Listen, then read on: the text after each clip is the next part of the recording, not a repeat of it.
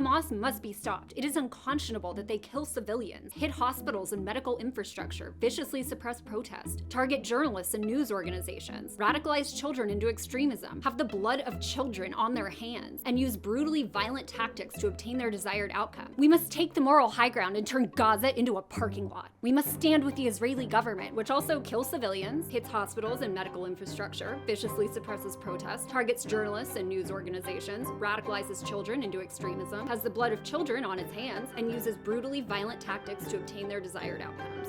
The point isn't Hamas good, Israel bad, or Israel good, Hamas bad, as so many commentators are making it out to be. It's not that if one side acts inhumanely, it's okay for the other side to act inhumanely. It's that whether it's a terror group, a so-called government, or anyone else, violence against innocent people is wrong. Deeming innocent people evil and condemning them to death simply because they were born within a geographical territory and a violent band of criminals claims to fight on their behalf only further spurs the division that drives the cycle of violence. This cycle is the natural result of a government using perpetual aggression to amass more control, authority, and territory in the false name of safety, freedom, and all Jewish people. The actions of the Israeli government exacerbate the conflict. The violent rise of Hamas is the inevitable outcome of the Israeli government denying people freedom and disrespecting their humanity for decades, as well as the result of Israel supporting the rise of Hamas in a disastrous attempt to retain power. Regardless of the group's origins, the actions of Hamas further exacerbate the conflict. In both cases, individual humans are conflated with the ruling power that claims authority over them. Some people are actually celebrating either what Hamas is doing or what the Israeli government is doing. They're misguided, consumed by trauma, hatred, and fear, and propagandized by those in power. It's simply not true that all Palestinians are wishing death and destruction on all Israelis and Jews, or that all Israelis and Jews are wishing death and destruction on all Palestinians.